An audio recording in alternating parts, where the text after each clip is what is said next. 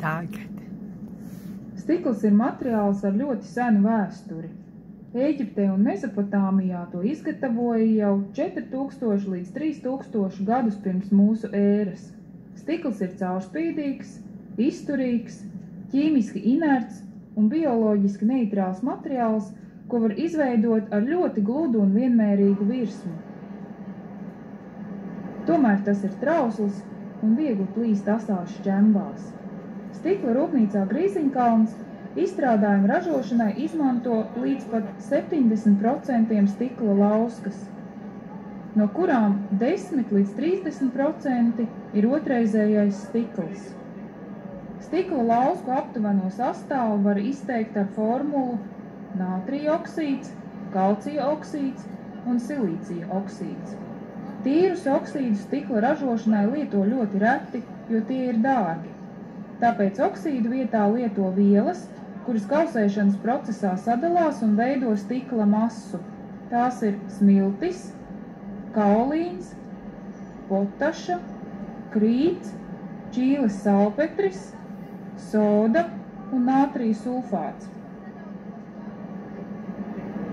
No stikla lauskām un izejvielām izveido viendabīgu maisījumu šihtu, ko ievieto krāsnī un kausē 1400 līdz 1450 grādu temperatūrā. Augstā temperatūrā šihta kūstot veido sīrupveidīgu masu. Grīziņkalnā izstrādājumus veido izmantojot roku darbu.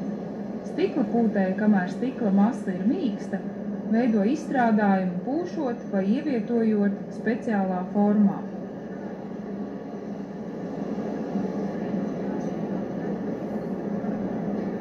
Stikla izstrādes temperatūra ir 1200 līdz 1250 grādu.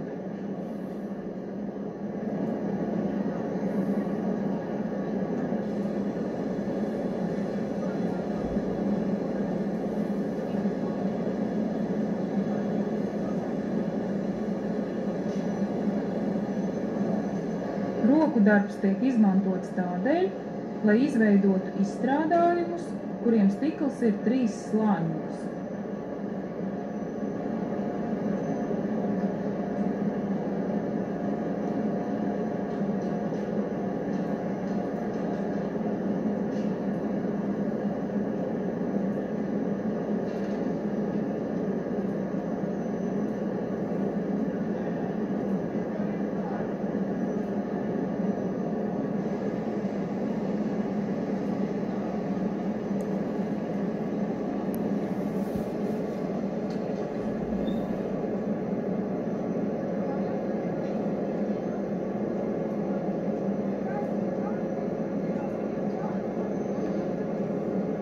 Tad izstrādājumi nonāk dzesēšanas krāsnī, kur tos atdzesē līdz istabas temperatūrai.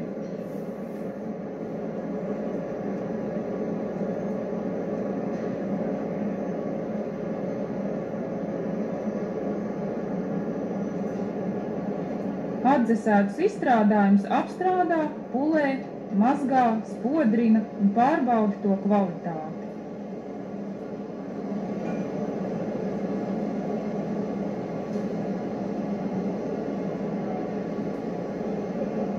Stikla rūpnīcā Grīziņkalns ražo tikai balta vai bezkrāsaina stikla izstrādājumus. Gatavo produkciju krāso ar akrila krāsām.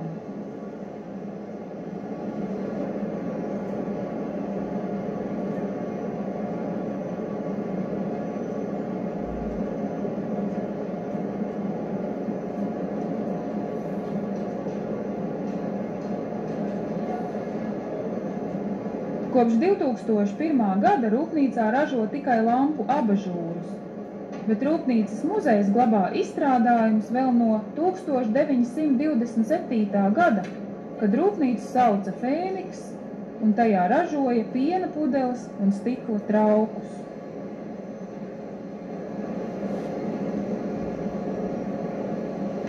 Stikla ražošanas tehnoloģiskā procesa posmi ir izejvielu sagatavošana un viendabīga maisījuma šihtas iegūšana. Stikla kausēšana 1400 līdz 1450 grādu temperatūrā. Stikla izstrāde un aplaidināšana. Stikla apstrāde.